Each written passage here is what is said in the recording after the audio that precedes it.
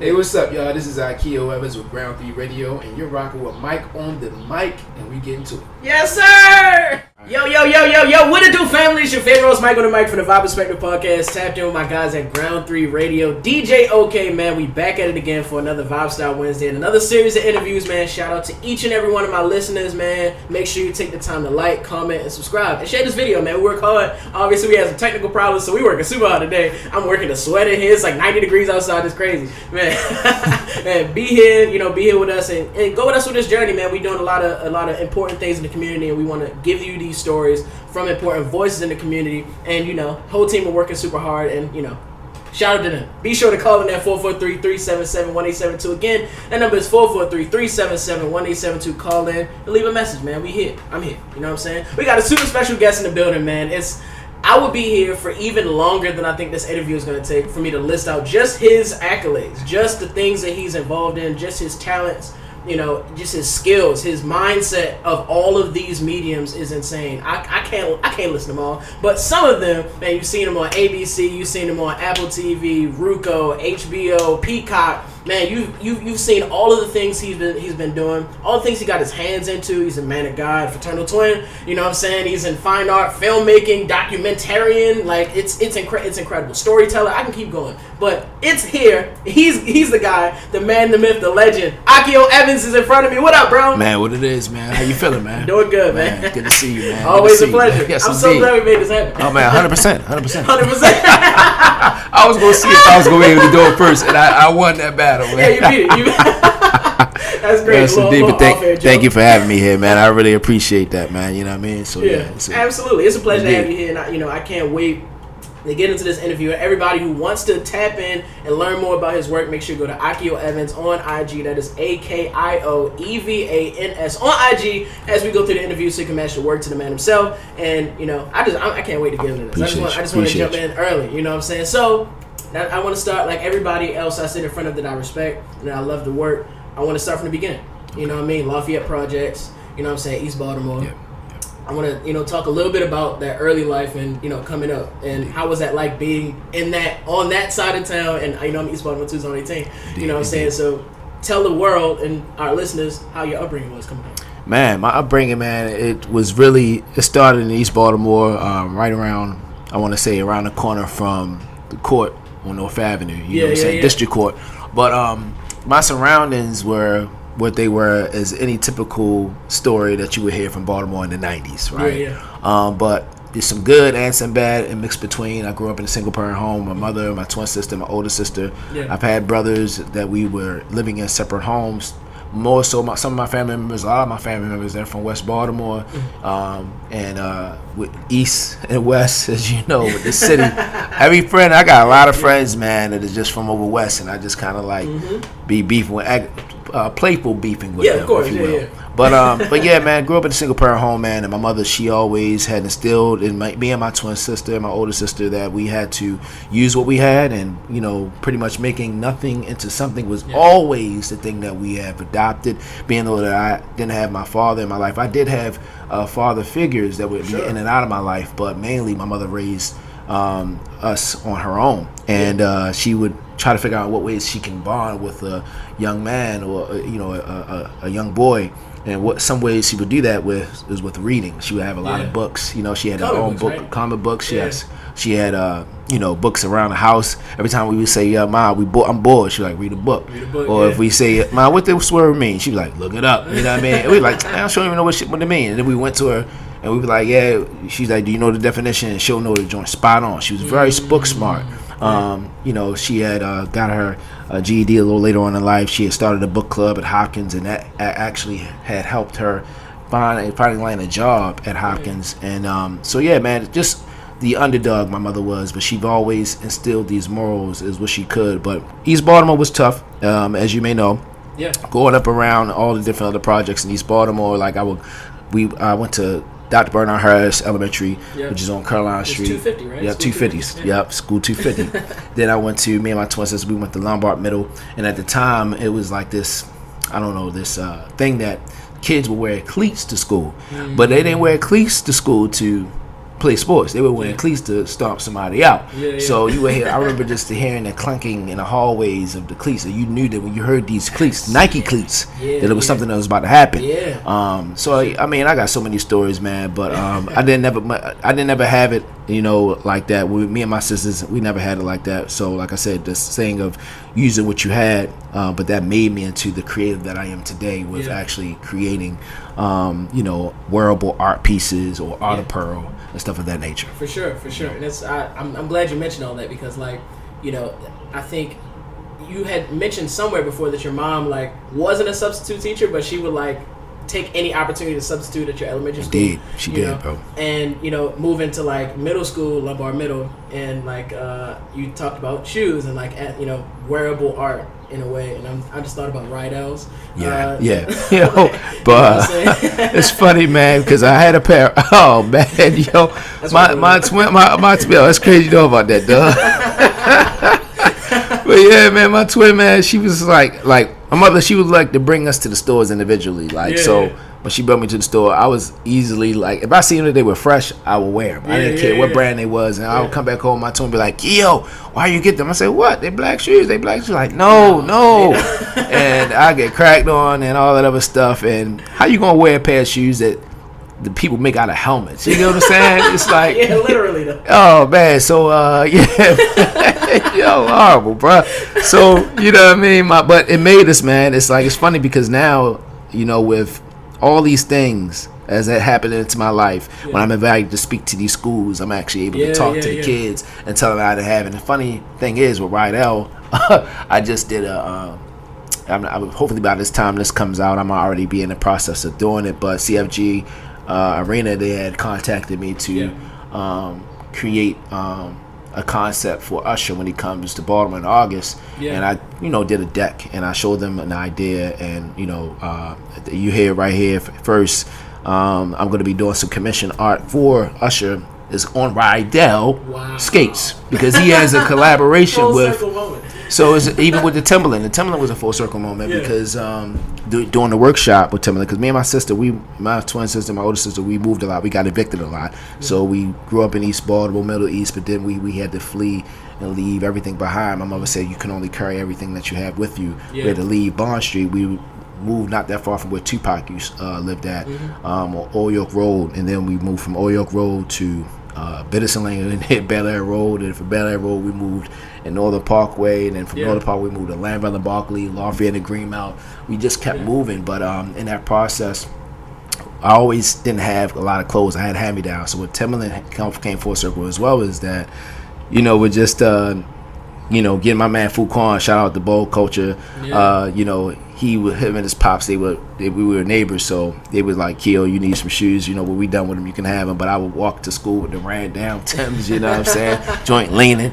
But it's funny because Timberland had contacted me last year before the fourth quarter to do a workshop for the students at one of my schools that I went to, giving 30 kids an opportunity to design their own sneaker, and to also just see what the experience is from starting the shoe from mock-ups to start to finish. And some selective students were able to have their shoe made into at the Timberland Company in New Hampshire. But I was just like, you talking to a guy that didn't have it, and this is, I'm grateful that God had used me in a way to be able to share that story, to be like, look, this is a golden opportunity, because if the world was given to me, I probably would have had a different approach. I probably would have already been out of Baltimore, rightfully so. I lived in other cities, but we'll get to that in a moment. But, man, it's all the journey of him putting me through the fire to be able to, allow that to be a thing where we're relatable. You know what I'm saying? So it's powerful. I made a note of, like these early moments in your life, like they matter in a way that I think we don't appreciate until we get older, because like, when you're in poverty, you don't know you're in poverty, right? Like you don't know, like this is really what, like eating ketchup sandwiches and like, it's, you just kind of don't see it from the outside point of view. And then when you get older and you see the world around you, you start to world build in a way. You understand like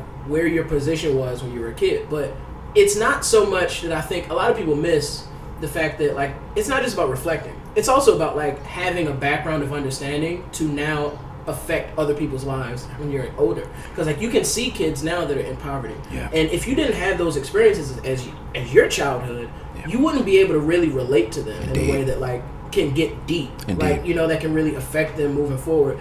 And I think that's a beautiful story of like being in the rundown Timbs and now giving that opportunity to kids who are otherwise never have that moment.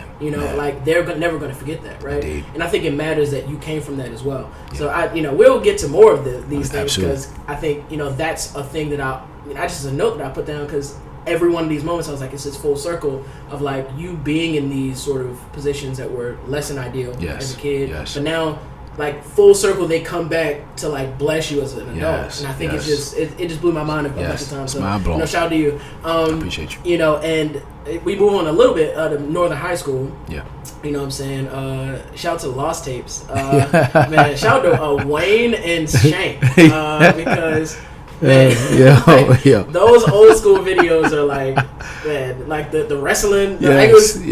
I can tell y'all. Oh my gosh, bro, we did, man. It was gold, man. And just those guys, man. Of course, when you grow up, you lose touch and everything like that. But when I created that video and I left it online for people to see, for those who had went to school, my goal was to just be able to just give people the reassurance of like, okay, wow, we do have some history to look back towards. Because nowadays, you got social media now. We didn't have that. Yeah. We, if somebody popped up with a camera back in the day, it was like, ooh, you got money. Yeah. You know what I mean? But for me, I didn't necessarily have money. I was working at Target, and I relocated some electronics. Yeah. You know what I mean? It's what I've learned to say.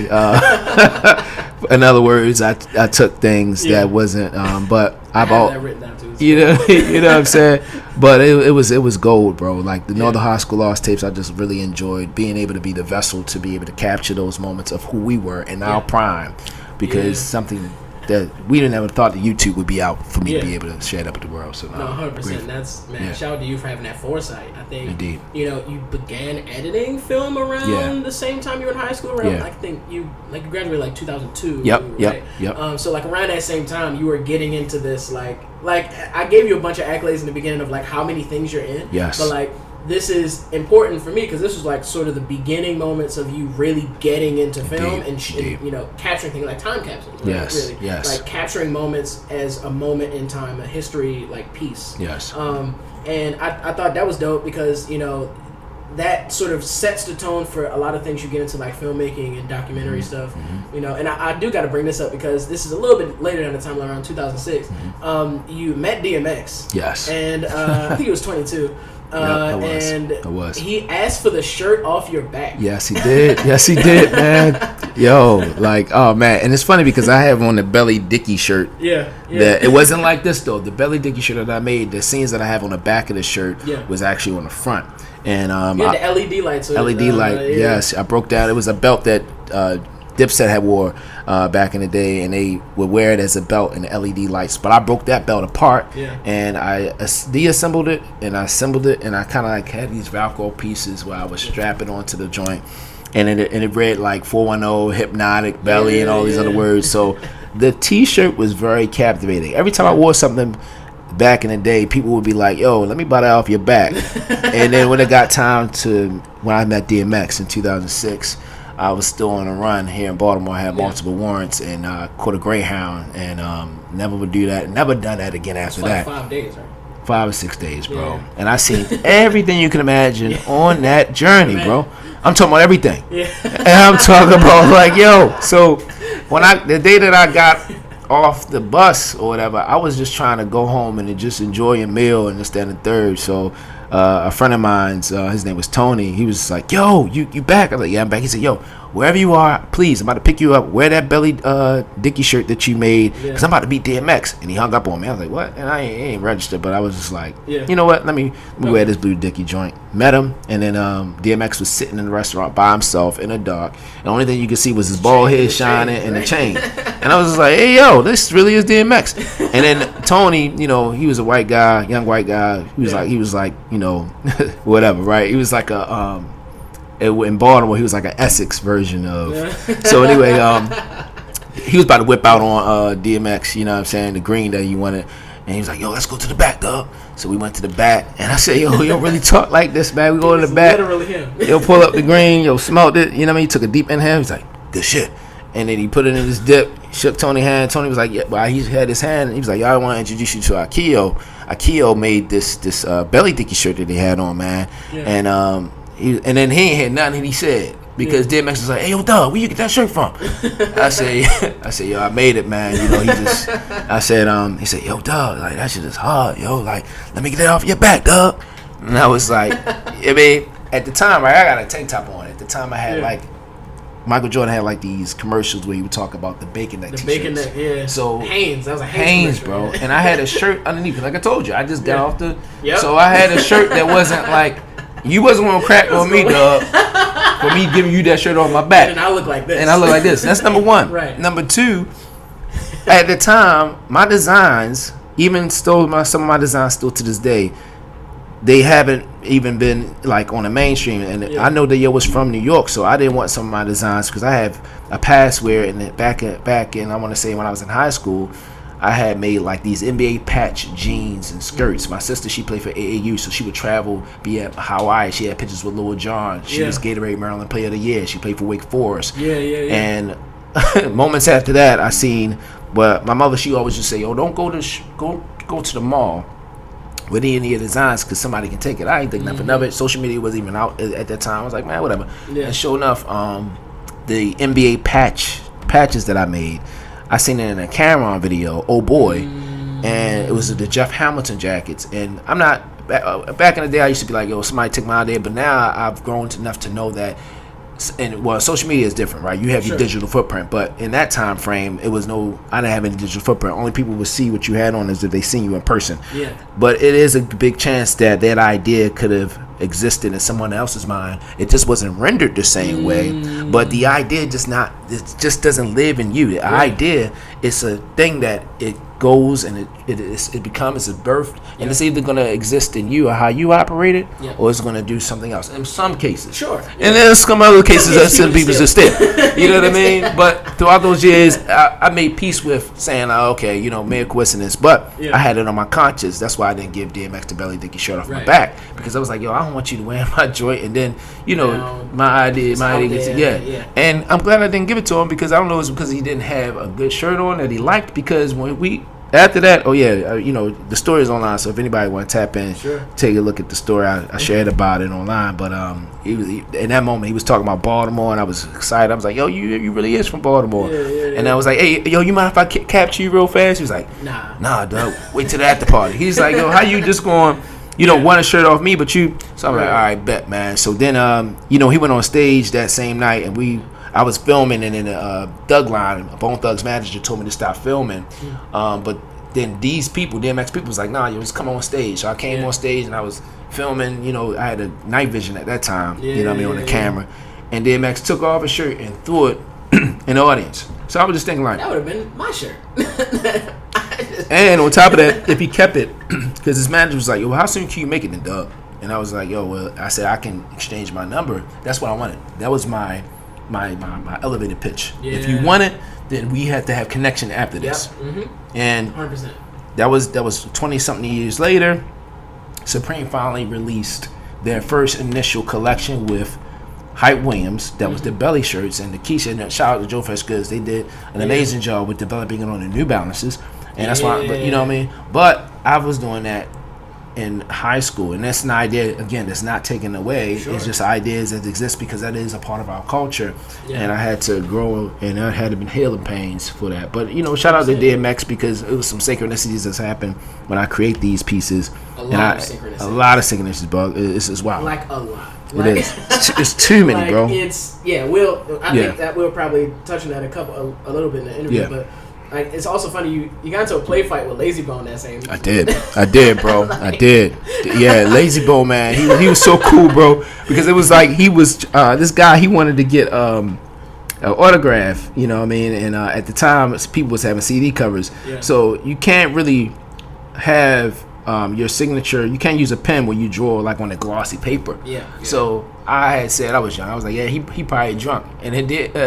Lazy Bone was like, what, man, you being biased right now, dog? He said, man, and then I was already asking him, can I film him? And he's like, yo, like, nah, dog, like, let's take this out in the parking lot. We went out in the parking lot, and I'm sorry, no, I'm skipping stuff. So as I say, he probably drunk right now. He said, you biased, dog. At the time, I didn't know what bias meant. Yeah. So we're talking about bias, you know what I mean? And he said, you know what, man, fuck it, man, I'm ready to get filmed. He said, whip out your camera, whatever. And I realized I didn't have a battery pack. I'm speaking my age here. I didn't have a battery pack on my camera. I was like, I got my camera bag and VIP. Let me go back and get it. He said, no, you ain't got your. He said, you ain't got your battery. He said, oh man, you impressed me all day trying to film me. Nah, yo, let's fight. We about to fight. So we went out of the parking lot, and then we kind of like tussled a little bit, and everybody was surrounding us thinking that we really was about to fight. And I was like, yo, I'm about to really fight later, bro, because I thought he was like, but nah, we was tussling, and he had me in a headlock, right? He said, yo, always be prepared. Always be prepared, dog.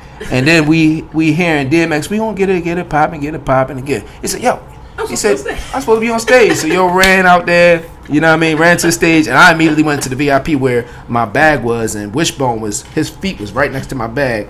And I was like, yo, can I, because, they had the little, what's the name, at VIP, they had the little, what do you call it, the joint, the little rope. Yeah, the rope. And he was like, yo, just get your bag. Yo, you was just in here. Yo, your bag in here. So, yo, you good. I was like, all right, because at that time, that was my first time dealing with any entertainment celebrities. So I was very passive. I was not passive. I was very, like, what do you call that joint? I was like, not like, whatever, right? The word. The word. But so now I got my battery pack, immediately filmed DMX, and that's what you see online with World Star Hip Hop. Use my footage to use how DMX, it was about to get into it with this artist that was in Spokane. I'm not gonna mention their names, because that was so long ago. Yeah. Some of them are probably with us, some of them are probably not. But yeah, man, that's my stories with DMX, man. DMX, man, he was dope. You know what I mean? And I tried to relaunch these shirts again, but it was around the same time that, it's wild. It was around the same time I was going to release him. That's when he was in the hospital. And the stickers had came because when I release, pieces, I always give mystery gifts to my collectors. Yeah. So I have proof, even on my phone, that it came in the mail because, stickers and all that takes a little while to actually be produced. And I was just like, yo, this is weird. With DMX, with Chadwick Boseman, with the Wiz, the suit, the Wiz, everything that I be creating, it just seems like it's like manifestation be taking place, and that's a whole nother thing. I can talk for really long about that, because I think it's just insane for me. Seeing all the things that connect up, like during my research, that was insane. Man, bro. From the outside looking in, incredible. It's crazy. Appreciate that. You also met Michael K. Williams, I think. Coming out of an alley. With the trench coat that he had, swiping the ground. Didn't know who he was. It's like, whatever. And he stopped you because you had the dead president Air Force Ones on, and I think the dead president, like, you had the bandana on my neck, like you had the whole Dickie shirt, like the whole thing. Yeah, bro. Yeah. And I think, correct me if I'm wrong. So I think the story goes like you gave him your number. It was actually funny because you were kind of not trying to hear it because you needed to catch the bus. I did. But as you were talking to him, the bus passed you. Yeah, bro, I was mad. And then he was like, all right, well, I'll just give you my number. Yeah. And then I think like soon after that, your phone got disconnected. It did, bro. So the number you gave him was no longer in service. It wasn't. But you ended up, okay, so I'm trying to condense a lot of history in a couple seconds. But like, you ended up reconnecting with him a few years later. And it was, I think you got a picture with him, but he was kind of like, it wasn't, he wasn't feeling it the same way he felt the first time. Yeah. And then, like, you ended up reconnecting with him again, I think at Artscape. Yeah, 2015. And, okay, so this was actually one of my favorite parts, because, like, you kind of had to make it up for that first, interaction that you never got to make him, like a piece. And so you ended up making him, like, the Omar's Coming, like, sneakers. Yes. And I think it had the Honey Nut Cheerios hang tag. Yep. And like he opens the box and he like immediately starts crying. It was crazy, bro. It was crazy. Talk to me about just what that whole timeline and then that final sort of come full circle moment at the end, right? Like, what did that mean for you to actually like finally fulfill the thing you were trying to do so many years ago? Man, that whole timeline was wild because it was like, in that moment, it still didn't hit me. You know what I mean? When I finally was able to gift him the shoes, because I just gave it to him nonchalant, like, oh, here you go, this is this. But it was like a Thanos snap when you kind of like recognize it, where you're like, oh wow. So in that, I like how you said it. So in that timeline where I was, you know, in position to give him my art the first time, I wasn't the right person, because even at that time in 2006, I had multiple warrants in Baltimore and in Phoenix. So that's why. So that's why I really wasn't watching The Wire like that, because who watches The Wire comfortably relaxing when you have all these charges facing you? You get what I'm saying? So I would visit these other cities, and people from Seattle, I had a store out there in Spokane, Washington called Uptown 410. And people were like, "Oh man, you watched The Wire?" Did it? I'm like, well, I really don't. You know what I'm saying? But to allow that to come full circle with seeing Michael, and then Michael K, he was just like, "Yo, like, you know, I want a piece from you." And he was like, "Yo, I like those shoes, yo." I was like, Doug, like, whatever, man. Yes. And I pulled out at that time Polaroids, because you know, social media wasn't what it was. Your phone was like the no kid joint. So he was like, "Yo, I'm too old for Chucky, yo, but yo, give me your number." And I went home, and at the whole thing, and my mother was just like, "Yo, who you say you met?" I said, my mother was a very big fan of The Wire. I said, "I don't know this guy. He had a trench coat, you know what I mean? He had a scar on his face, you know what I mean?" She's like, "You met Omar?" I said, "Who? Like, what are you talking about, ma?" And I said, "But anyway, you know what I mean?" So then she was just like Keo, like, "Nah, yo, you gotta come back home. You gotta figure out what you gotta do with your legal situation, but you gotta come back here." And so anyway, fast forward to, that was in 2006. So fast forward to 2015. This is after my mother transitioned, so she was no longer with us. But at that time, I started like reminiscing on my journey, and I was connected to my friend David Somerville, who used to be Michael K's assistant. And I was like, "Yo," I told him the whole story. He said, "Yo, you gotta make that up." He said, "Yo, so check this out. I'm gonna give you a size." Cause I'm around him every day. I'm gonna give you a size, and if you want to, you'll be coming out there at Artscape at Sonya John's Rewired event. Devin is gonna be there, and this was around the same time that me and Devin Allen, we found out we were cousins. You get what I'm saying? Because West Baltimore. His birthday yesterday. Yes. Yep. You know what I mean? So it was like, oh, okay. Go is there, and everybody's there. Snoop is there, and then that's when I gifted him the shoes, and he was just like, it was something that I recognized after he transitioned as to probably why that meant the world to him, because here it is, it's people that's probably in your world that are more so the takers. So when somebody breaks the glitch and makes it, especially what he's probably going through internally, for sure, you know, he probably was like, what, you know what I mean? So and he probably wasn't expecting it, because at the time I was filming a documentary, so some things that I will cover later on after this, but you know, going in that moment, I was like, wow, he's crying, dog. And then we took the photos, and then after that, Snoop was like, "Hey, yo, where you at? He wants you to come to the hotel so you can sign your art." I said, "Sign my art? What are you talking about?"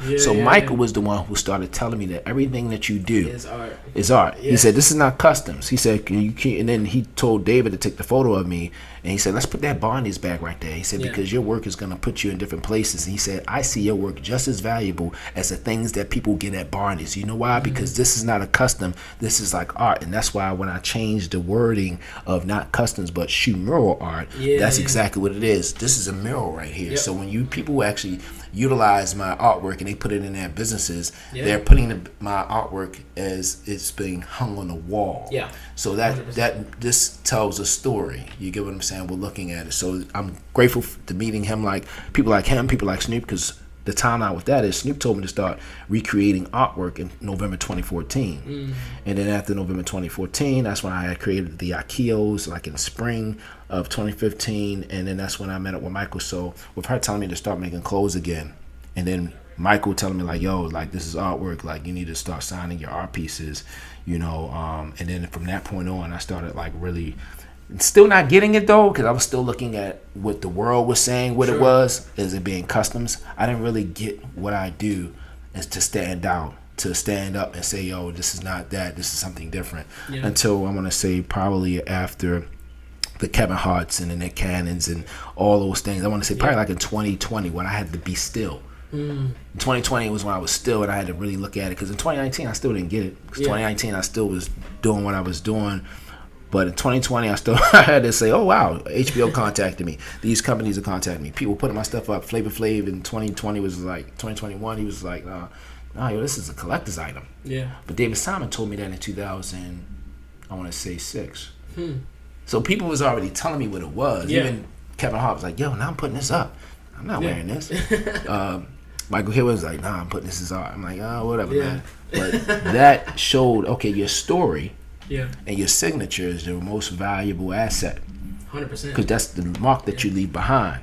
Yeah. You know, where we know Basquiat's story, and we know his signature. His story was who he was. He was a young man in Manhattan who was a dope artist, and his signature is how he utilized crayon to make art pieces that's now being sold for billions of dollars. So most people, they looking at it from the outside in, like, yo, that look like chicken scratch, or yo, that look like just a custom shoes. Yeah, yeah. But the story behind who we are and the signature that we have, we merge both of those things together, and that creates value in itself. So it took me a while. It takes a lifetime to actually step into your gift. It doesn't have a time frame, you know, but when we actually start to recognize who we are, it's a superpower in that. And then all these things start to line up, like the synchronicities and the alignment. You're like, oh wow, y'all chose me. Even when people not, you know, are on the other side. You know what I mean? God is using their stories and their influence to choose you, to put you in position to be able to think randomly that you need to create a blazer that has the whiz on it. And then the Lyric Opera House sees that and they say, hey, you know, how did you know? I'm like, I didn't know. Well, we want to invite you to this premiere. We're on the whiz. Did you know the whiz? It's like, what? Like, I didn't know that. Synchronicities are insane. It's wild, bro. Lining up your steps. Yes. Like ordering your steps to, like, in all of these things, like, perfectly aligned. I think that's, you know, Indeed. even in, I forgot to mention this before, like, shout out to your cousin Jazz. I think, like, it was the story of, like, you seen some jeans that you liked, and she was like, well, why don't you just do it? Well, he was like, Jasmine Johnson. Everybody started thinking that he's a she, but Jasmine Johnson, he reminds you of the Jazz and Jay-Z and Jazz, you know what I'm saying? But Jazz was like, yo, dog, you can just make it yourself, you know what I mean? And because I seen the NBA patches. Yeah. And I seen, well, not NBA patches, I'm sorry, I seen the baseball patches, because Jazz he loved, like, wearing the baseball caps. So he would have Joann's Fabric at the time. They would put the logos on the baseball. Yeah. So he had those images. He had the baseballs cut out, and he had the logos on his jeans. Yeah. And I was just like, I like that, but that's whack. I got NBA sheets that I would like this guy to cut up to put onto my jeans. And the guy, he cut up the jeans, and he only gave me 5 teams on my jeans, about 5 or 6. I was very upset. I'm like, that's not what I seen in my mind. I seen you doing all X, Y, and Z, like decking it out. So that weekend, as what Dapper Dan would say, I went in my lab, scienced it out, figured it out, because I asked Jazz, how did he do it? He said, all he only used was a glue gun and puppy paint. And I, you know, randomly went to Joann's and Michael's. I would steal my stuff. I never paid for anything. I was a thief. I said, yo, if I don't have it, I'm taking it. You get what I'm saying? And you know, I did that. And I feel like God uses the good and the bad. Yeah. He uses the bad to make it the good. You get what I'm saying? Because granted, had I not done that, I would have been doing something else. Even though I had other things pulling against what I was doing with making, like, the licenses and the checks and the MTA monthlies. That's what got you in and that's what trouble, you know what I'm saying? Yeah. But I was always immersed in my gift of creating. And but the NBA patches is what I wanted to do, and I went to science it out. Came to school that weekend, because when you go to school, that cafeteria is your walkway, is your runway. Sure. You know what I mean? So you walking in there, people doing the beat joint, and they looking at what you got on up and down. They're like, yo, dang, you know what I mean? So when I started to see that, and my family members and my students were interested in that, my mother seen there was something special there, and she wanted me to protect it more than anything. But I was just like, whatever, you know what I'm saying?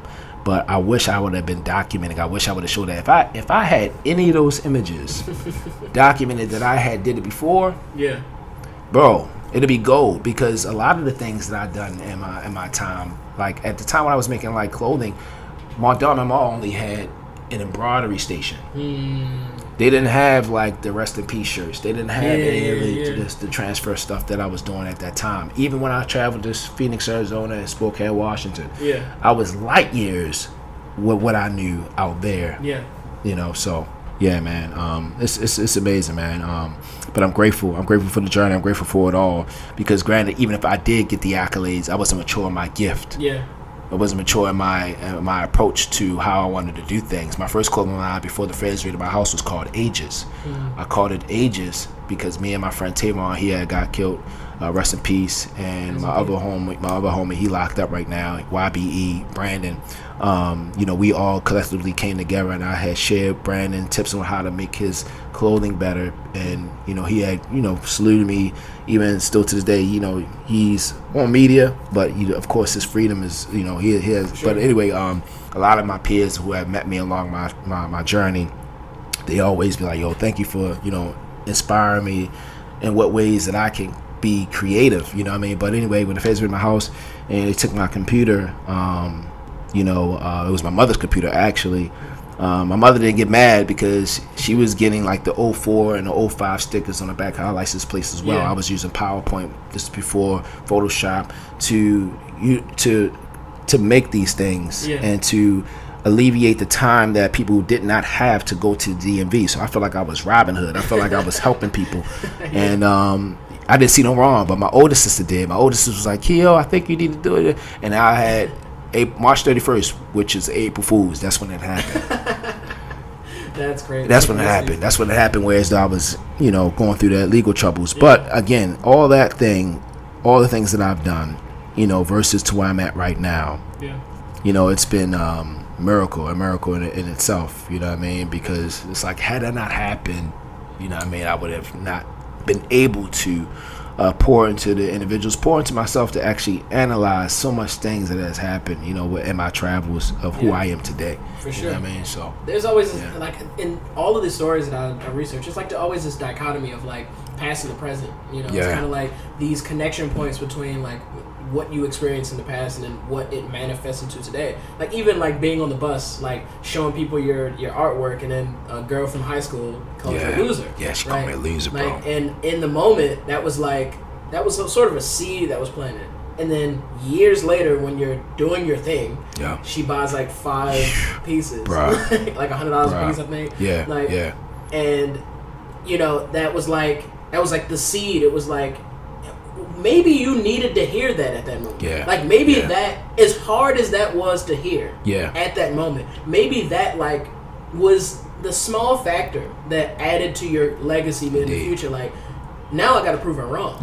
Now, like, I'm going to show you like what I can do and how gifted I really am. Like, I'm not just here to, like, I'm grinding. Yeah, bro. A lot of people like skip, like, and that's so crazy because like in the moments where we're really trying to make our gifts like blossom into something great, we always get that pushback. Like, and that's that's honestly a moment where people will stop. You know, like you hear stuff like that will deter you from even moving, in a better way. And I think it's like such a it's a miracle, right? Like that. You were able to use that and turn your savage on. It's like you were able to really activate your gift and see it through to now. Because I'm gonna say something, man. When that person told me that, and you never know what sticks with you until you actually, 100%. share those stories. And you're like, wow, that must have stuck with me because I talked about it. I shared that in interviews. That might have really stuck. But it's funny because in that situation when she told me that, I still had my multiple warrants. I was still on a bus, but I had still warrants. And at the time, the reason why I say that about the warrants, because my cousin, God rest his soul, my cousin Marlon, he was killed too. But we would the culture when you in my time when you would get locked up or when you be in trouble, that was the thing to do. That was the thing to say, oh, I got this, I got that, or I got these, I got that. It's like, no, that's not good. So she was in some regard, she was right, because here it is, I'm on a bus. She probably was commuting back and forth to work. I didn't have any jobs at that time, and if I did have a job, it was short lived. But from looking at it from her hindsight, she'd be like, yo, this man is on the bus. I know him from high school, and he's just got his Polaroids out at the time, just before social media. He's showing everybody. I mean, I would talk to any and everybody just to hustle, just to show them my book or what I would do. And it's like, why are you talking nowadays? I wouldn't even do that. I wouldn't talk to that because your art is not for everybody. Some people, as I've gotten. But anyway, I say all that to say that did push me, but it's been many incidences after that something did deter me from creating. And that's why Snoop had to remind me in 2014, when I first met you, you was making clothes. Why you stopped? And one of the reasons why I stopped, it wasn't a person who I met on the bus that was commuting back and forth to work who called me the loser. at that time that allowed me to stop. It was when the person that was so close to me, that see me every day, one of the people who I used to date, told me, yo, you doing too much. Like, you got the shirts up and down, like you looking like a human billboard. Like, you need to tone it down a bit. You need to go to Urban Outfitters and dress plain. You need to fit in. And guess what I did? Fit in. I stopped making clothes. It didn't take till Snoop was like, yo, like nudging me, like, yo, like, Keo, the stuff that you was doing back in the day, like, it's in now. Instagram is new. Like, I feel like you need to start doing this again, Keo. Like, I'm like, yeah, and I'm filmmaking. We just literally filmed Spike Lee in his headquarters. I'm doing this. Like, what were you talking about? Like, she's like, yo, do both. I'm like, all right, whatever. She's like, man, I'm gonna put it on my page, yo. I'm like, all right. First thing I did was the YHD Timbs with the nails coming inside the joints. They're thinking of it up. I just, you know what I mean? And then it spiraled into success. But I still didn't know my value yet. I still was just doing it because I seen people doing clothing. It's like, oh wow, clothing can be art too. Clothing can be displayed into museums too. You don't say. Oh, I didn't know that. You know what I mean? So, and you don't have to charge $200 for this one clothing, because the workshop or the sweatshop that's in that company of Taiwan or China or whatever the case may be, they have a factory that's producing the shoe. So they have a factory that has all the materials to produce that one shoe. But when you're only one person producing that shoe, the value goes up because you are not a factory. You preaching. Why are you telling me to charge $200 for these shoes when you pay $200 for Jordans, dog? But when y'all make this one of one, nobody's gonna have it, and the value should be up. But just because you are adopting the concept of what we see on social media, you're looking at this person doing customs, and you feeling like, oh, okay, but no. That's why tattoo artists, when they do that one-on-one on your skin, they charging a whole grand. You might get a street tattoo artist that might charge you anywhere between $150, but they don't even know their value neither. And they could be the nicest person. And then when they start to know their value, when they go into a workshop with masters, then people say, oh, wow, he bouging that because he's doing no. He's now understanding the craft of what he's producing. He knows there's only going to be one you and it's only going to be one him, and he knows he's only crafting this. This is a craftsmanship. This is not customs. Piece of art. This is a piece of art. So when you know that, then we're the innovators, that we're the trendsetters, that we're the ones that create things. And you gotta say no to good to get the great. I gotta say no to that good job, because the great job might come right after that. Well, I might charge you $100. Somebody might be willing to give me $1,800 for one sneaker, because they don't look at it as customs. They look at it like, yo, we want to have this on a red carpet event. Exactly. I'm only gonna wear this one time, and I'm gonna have you sign it, and I'm gonna sign it because I'm gonna donate this art piece to a private school or a school that's struggling. I'm gonna even put it in a thrift bin, so that way this organization, they can see that, oh wow, this guy Spike Lee, real life. Spike Lee had gave a piece that he had hugged Samuel L. Jackson. It was a viral image that he went on to hug Samuel Jackson. He leaped in the air and hugged him. But those specific Jordans that he had placed them in a bin, and then they was able to auction off to save their school, yo. So it's a different thing. People like, yeah, you can wear it one time. I got to wear my shoes that I wear one time, but I'm me. Yeah. You know what I mean? So if I sign this, and sometimes I might wear them, and these might be in an exhibition at Stevenson University, because I'm like, dang, I wish I would have not put them in Stevenson, because I would want to wear them now. But if you are LeBron and you wear shoes and you sign it and you give it to a young man that's in the audience, the value is up. And it don't make it no value. But if I make a piece for you inside here today, you could choose to wear it or not. If you do wear it, I would like for you to document it to be at a red carpet event, so that way, if you was to leave a legacy or leave something behind that's valuable, and then say, for instance, somebody like Stevenson University in the near future, my goal is to be able to, when I do these exhibitions, they might contact Mike. They say, Mike, do you still got any of those art pieces that Akio did in 2024? Because there it is, it's 2035 now. We would like to pay you a $2,000 stipend to house it for 2 weeks. Oh no, I wear those in the gym now. It's like a car. But we don't know the value of art. We looking at everybody as we seeing what everybody else is doing. Exactly. And we're losing our value. We're the trendsetters. We're the innovators. It took me a while to see that. That's why I just let people like, yo, Dad, yo, am I too good? I'm like, yo, I'm not saying I do work for all people, but it's just so that happened. Even the celebrities knew my value before I knew it. My past situation, my past partner who I was dealing with, my ex, shorty she was like, hey, Keo, I don't see you meeting Spike Lee one day. I see you actually working with him. She told me that in 2007. And I was like, what? This is a high 8 tape. You can hear the rolling of the tape on this Safe Streets footage. What are you talking about? To only, again, that was left in my mind. That was left in my mind. In my subconscious mind, I was like, why would she say that? The only 4 years, a couple of years later, in 2014, here I is. Not only did I film Spike Lee at his headquarters September 10th of 2014, but 4 months after that, on my birthday, June 28th of 2014, I met him for the first time. So what was left of my subconscious mind was, you will meet Spike Lee one day. You will work with him one day in some capacity. Brain, Snoop got a role for the Sweet Brother Jesus, where she actually had to play a prostitute in the film. But she said, "Yeah, Keys, I want to have you film Spike, and we're going to interview him for our documentary." And I'm like, what? So you mean to tell me this is about to happen? This is about to happen. It's manifestation. It's people believing in you. People leaving those footprints. But whether it's good or bad, like you said, you can 100%. Use it. But the bad that the person told me, "Yo, you're losing." I kept persevering. I kept moving it. But it was the people that was close to me, that see me every day, that didn't get the vision, that hurted me. Was I was like, dang, yo, that hurt. You know what? I'm not gonna make clothes no more. What if I didn't make clothes right now? Wow. What if from 2014 all the way up to now, the Dave Chappelle, all the people who I've ever done stuff for, never. Poof. Never been it would have died with the words out of the mouth. People could speak life or death when they talk to you about your dream and your gift. When I was on the bus, they didn't stop me. You know what I mean? So yeah, I had to put that out there, man, because it's like so much value, yo, into us being around like-minded individuals who are actually pouring into us, bro. Because words are powerful; they can cut like a knife. You get what I'm saying? And I've been through a lot. Everybody goes through a lot, but art has saved my life. You know what I mean? In many ways, bro. You know what I mean? So now I've been doing this full time. It's really. It showed. It shows that, like, okay, like, do you really love this?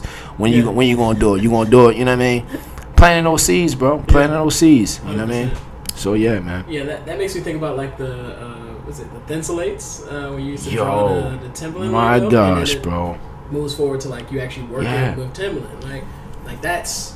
Even you saying that, it's still like mind-boggling, bro. Like, what? That's crazy. You know what I mean? But then the crazy thing is that Thinsulates made contact me to do something. Who knows if it was a company? Because look at Rydell. I was like, yo, Rydell. You know what I mean? I used to wear Rydell. I used to tease kids knew me for being the boy that wore Rydells. Nobody bought the Rydells. You know what I mean? Yo, you got that. And now they a skating company, and now it's about to be tied into Usher. So when that testimony comes in, when I got to talk about the Rydell store, you see how God works? It's God is like, yo, like I'm gonna have you talk about these embarrassing moments. Talk about the Timberland. Talk about how your sister had to draw the Timberland sign, and you was walking around the corner, and you was about to get cracked on, or you had to run out of tennis. I need you to talk about this, not just because of you, but I need you to talk about this because it's kids that are going through what you're going through, and they need to hear that. Yeah, talk about the Rydells. You talking about, you got cracked on. I'm going to use the same brands that you got cracked in to highlight you to working for the Timberland company, or highlight you to that you're working for CFG Arena to do the Usher thing. And that's just two things. Yo, what? It's like, what? Like, Doug, you really want me to do this, man? Yeah. He's wow. the funniest guy I know. Wow, bro. Wow, man. Man, that's so funny. We talk about, comedians. I feel like we're gonna get even more into that in a little bit. But I want to go in line a bit here because I think we get up to like 2012-ish. We work with so many people. Like it's insane. Like in Funny, I interviewed the Kid Moo, like a few 1700. Miss 1700. Shout out to Miss 1700. And you did one of his early videos. I remember as I was doing the interview, when I was researching his hit for him, I was like, oh man, Akio Evans did this interview. It's like the video where he's like in the bar and he like took the text message and he's like talking to his mans. And he got the I think it was like a Bud Light or something he was drinking, and I was like, man, and I already knew your work, but I was seeing your work from the past, and seeing that transition up till now, and I was like, man, this really makes me appreciate like the progress you've made, not even just in film, not even just in clothing, but like just in art in general, and like I could tell you took it serious back then, and I could tell you still take it serious and probably even more now, but it was dope for me to see that like all of these lines are connecting and like people really recognize good art, especially from your hands, and I think you did like commercials like Club Dubai. Yep. Missed those times, by the way. Man, that was an era. Yeah, it was. That really was, man. Club Dubai. Old Dubai. Before we even knew what Dubai, the real Dubai was. Literally, it didn't matter. You know what I mean? Man. We was like a moment in time. Right. It's insane. I mean, like and that, like good times always kind of, we appreciate the good times because the bad times are right around the corner, right? Indeed. And then we start to realize how great these moments are, but then like tragedy happens. I think you lost your mom around 2012 of a heart attack, if I'm not mistaken. I think that also rang to me because all of the hang tags on your pieces are on the left side. Yes. And like that's like an ode to your mom. Mm-hmm. And I just thought that was beautiful to like you are putting her into everything you're doing, especially and you're giving these people who never met your mom, but now there's a piece of her with them everywhere and with them, and they put it in these boxes and it's like on these pedestals, and it's like, that's like representing my mom too. I thought that was just like a really dope moment, and can you talk to me about sort of like how that felt, like having lost your mom, and like how that affected you, and what that inspired into your work moving forward? Man, losing my mom, man, it was very painful, but it was wild because when it first happened, I was working at Hopkins full time, and I didn't really have the opportunity to really grieve like that. I had to go right into the machine of working. Cage cleaner, right? Cage wash. So it was just like, wow, you know what I mean? When you see me probably walking on Monument Street, I had a lab coat on, you would assume I'm a doctor. Now you still see the tattoos, but you would think I'm a doctor or pharmacist because that's how our attire looked. But behind those walls, it was like Resident Evil. You would see like mice with stuff on their heads and all that. I can talk about it now because I work for them now, but so it's not confidential. But it was like, dang, dog. But yeah, my mom, she worked at Hopkins, so I feel like a lot of that modeling of when you see people, regardless of not whether it's your mother, your grandmother, if you have your mother in your life, your father in your life, you model sometimes after the people who have authority over you in some regards. Sometimes if you had if your grandmother or your mother or your father have authority over you, and for some reason your attention goes somewhere else, like the streets now has authority over you. I'm sorry, not authority. What I mean by that is influence over you. So working at Hopkins, and then lose my mom, and then just I had a camera that I've always wanted, and then right when I got it, she transitioned, so I didn't even utilize the camera until a year later. And by the time I utilized the camera, it was already a new camera that was in line, and it was like, hey, dog, you know what I mean? And a lot of the success that I've been able to attain, she didn't get a chance to see it, and then and also in her passing, that's when Akio's Glorious Heroes was created. So a lot of the things that I did with the Spike Lees and all that other stuff, she didn't get a chance to see those moments. So I'm like, all right, well, I'm gonna allow her to be a part of this in some way. I was always like in the streets, so it's times I would come back home or I would visit, and she said one time, I don't even know how I was talking. I wasn't talking like this, but in some cases, she was like, she cried one time. She was like, Akio, you gotta stop talking to me like I'm a nigga on the street. And she walked in her room and shut her door, and I just stood there like, what? Like, and I was like, dang, you know what I mean? But when you're around that surrounding, and then even when I worked at Hopkins, I felt like I still needed to be on the block, but I was forced to choose. All right, you can do 8 or 10 hour shifts, and then now you're tired, so now you can't be on the block. So the job saved me in a way because I was only having time to work my 9 to 5 and do my gift, and that's when I started doing the commercials at Dubai. And so in the midst of my mother passing, what I'm good at is when I'm going through pain, I compress it with being busy. That's good and bad because you're not necessarily able to deal with the grief. You're just putting it off. And somehow, what way it pushed me into working at Dubai, doing the filming stuff, and then reconnecting back with Snoop and her telling me like, yo, let's go ahead and do this documentary, and then it spiraled into what it is now, where I'm representing Hearts and Heroes. Akio's Glorious Heroes is initially what I started because Akio is Japanese. It means glorious hero, and it means bright man. It's like a diamond, you know what I mean? So when I merged her into my art in some way, I'm like, all right, I'm gonna put the tags onto the left side, and the last 3 letters of heart is art. So I kind of like infused that in, and I also infused the Akio with the Glorious Heroes with my mother. She was a seamstress, so safety pins is a big factor in what I use, because sometimes she would use safety pins to hold the garment up so she can sew. She was a crocheter, so safety is what heroes do. They keep the world safe. Yeah. So when you see safety pins, it aligns that, because I was like, yo, what does I started studying the greats. What does Virgil do? When you think about bathing ape, how do you identify your art with bathing? How do you identify what artwork of bathing ape? You look at the camel. You look at the ape. For Virgil, you see the zip tie, you see the construction lines. So I said, what can Akio's Glorious Heroes represent? What can be the language of that? And I started studying, like, okay, wow, you know what? My mother, she had allowed me to read comic books, Glorious Heroes, or this hero has to keep people safe, safety pins, or the heart. My mother, she had to be her own hero because she didn't let nobody know that she was going through a heart attack. She didn't let nobody know she had heart disease. So the red cape that I put over top of the heart is her wearing her own cape, being her own hero. The Akios and the O in Akio stands for being your own hero, because granted, even if you're a villain even has a hero. Harley Quinn, she looks up to Joker. So even if you say, oh, yo, I'm an anti-hero, okay, but you know your hero has a hero. Yeah.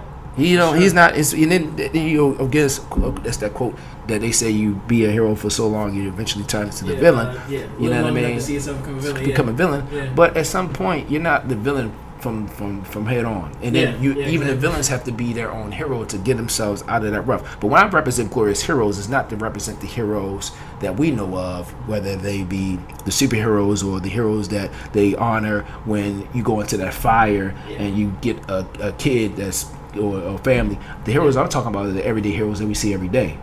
Those are the superheroes is what we see in the comics, but the glorious heroes, they're the everyday heroes that we see every day. So you're a glorious hero because you are being in your own gift. You are actually adopting and inspiring people. You're giving other people a voice. You know what I mean?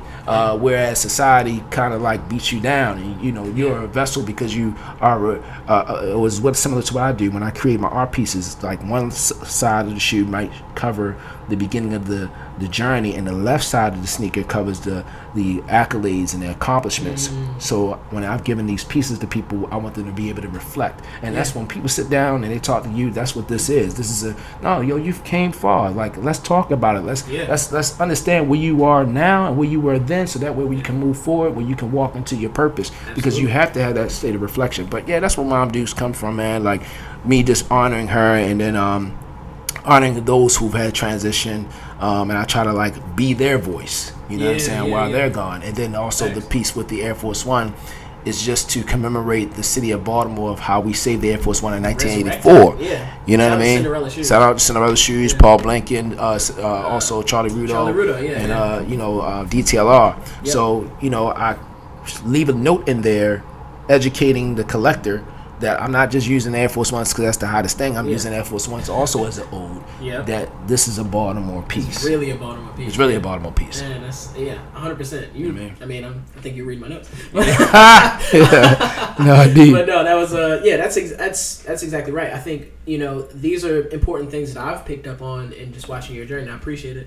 Because I do try to give people a voice, and this is, I think, the best platform that I can do it in a way of, really humanizing a lot of the subjects that I sit, like counterparts I sit in front of, because a lot of times you see the work. That's all. Right? And you just see the work. You don't see the actual human behind it, right? Like, and I can give you a story of, like, what influenced and what crafted this person in their life, like things that happened, like traumas and all types of things, right? That really informed the work that you love so much. And it doesn't, like, the work isn't really as important as the person who created it, right? Like, and I think, just to the point, I gotta give you your flowers, of course, because a lot of these things really matter in terms of how you're crafting these pieces, because all of it, like you said, like one of these things didn't happen, a couple of these moments didn't occur in your life, and who knows if you would have created the art that you do, and I think all of these things are important, so I just had to bring that up. I appreciate that, man. And on your mom still, I think you had buried a couple of her locks. I did. In Australia, in Melbourne, I think. Melbourne and Sydney. And Sydney, mm-hmm. And I think that was, very, like, that was touching for me, because that's something I would do for my mom, Right. Thank God, Yes. she's still with us. Yes. But I want to do something similar to that, and I think that was super dope of you, because I think one of the things your mom wanted to do was always do it like a big family trip. Right? She did. And she did. This was sort of your ode, and we talk about odes, like this is your ode to her, Yes. to, like, really bring that full circle. Yes. And and even the story of you even getting to Australia is even crazy. It's wild, bro. It's insane. Wow. Yeah. Like, I know Australia was a really, like, you know, it was influential for you in terms of your journey, and it really, like, brought home a lot of these things for you. Can you talk about that a bit of like what happened to you mentally, as well as some of the things you were doing while you were in Australia? Man, Australia was like a magical trip from the jump, because before going there, you got to get a visa, you got to get all these things, and then in the process, I was like, who am I fooling here? I got to wreck it. Like, you know, Australia is strict. They're not going to let me in here, man. Yeah. And then I met up with my mother's friend, Will. He's a lawyer. Shout out to Uncle Will. You know, not my official uncle, but he's been like an uncle when I was in my, when I got in trouble a lot as a teenager. He was my lawyer then. And, you know, when I needed someone to actually clear up some of my record, he was the very first, he's still with us, he was the very first person that I went to, and he helped me and pointed me in the right direction, what I needed to do. And right when I got that out the way, I still had the record. So I was telling the individual that I was visiting out there, you know, because she just wanted me to have that experience out there. I met her here in Baltimore during the uprising, and she was just like, yo, you ever been out the country? I said, nah, not really. She was like, yo, I think you need to make a trip out here instead of the third. I said, Australia, though? What, I'm going to see some kangaroos? Like, what's going on here? You know what I mean? Who goes to Australia? Who does that? And I'm glad I pushed through, man. I was like, okay, why not? Because I was like, all right, I'm just going to ask my job, can they give me an LOA? Everything that I wanted to do, I received. That's like, okay, this is purpose. Maybe I will get out here. But then the day that I went out there, man, I remember when you go overseas, they give you this paper and they say, hey, have you been convicted of a crime? It's like a border sheet, a border control sheet, whereas though they want to know the information on you being a U.S. citizen, in their eyes, an alien, or what do you call it, a foreigner. They want to know who you are. And I remember I said, okay, I'm going to check the outside box. So that way it seems like I had jet lag or something like that. A little delirious. You know what I mean? So I just said, right? And I thought I was going to be like, whatever. Nobody going to look at these sheets. They probably just put this here. Yeah. No. When I got to customs, they had stopped me. They was like, hey, excuse me, Mike. Come here, Mike. And I was like, my heart was beating fast as I don't know what, man. It was like, yeah, Mike, we see that you have a criminal record here, Mr. Evans. Akio Evans it is. I was like, hey, Mike, you want to tell us what you're doing out here? I was like, well, I lied to them. I said, hey, man, I'm coming out here to donate my artwork to Australia. And I'm also going to a wedding. Now, the wedding was true. I was going to a wedding to visit because they had a friend, so I was going to go there. But the artwork, me donating my artwork, I was not going to do. I had no intentions to donate my artwork. I never been to Australia, so I'm gonna donate my artwork too. It's funny because manifestation, speaking that up, it happened, right? So anyway, I'm talking to him, and a lot of people say, yo, you got charm. When I go into an elevator inside of a job or whatever the case may be, it's like I know how to, like, you know, talk. And it's like that charm thing, that charm city thing is just, that's real. It's really real. We can charm ourselves, you know. I mean, we got it. So anyway, I'm talking to them, and whatever I said to them, they was like, you know what, Mike, you seem like a good lad. Enjoy. They gave me my passport, and I was stuck for a moment, but I heard him break out of it because he said, but I'm gonna just tell you, man, on a normal day, man, you see that line over there? And I looked over there. It was like people that had their heads down. It was on their phones. It was like you would have had to join them. They're going back. And I put an LOA to have 30 days. And my plan was if I did get sent back, I was just going to kind of create a plan on how to be financially independent and leaving my job, right? Because I was already, at that time, in 2016, I already didn't want to work at my job. But when they had said, you know, you're free to go, Mike, I said, what? So then I knew even in there, because I was late to get on my plane. So when you're late to get on your plane, you don't board through that little tunnel. You got to go down to what's the name? So I recorded me having to go to the plane and everything like that, like from the stair up. And yo, when I went out there, man, everything that I had lied and said, I wound up doing. That's when Gene Wilder had passed away, and I wound up making some artwork.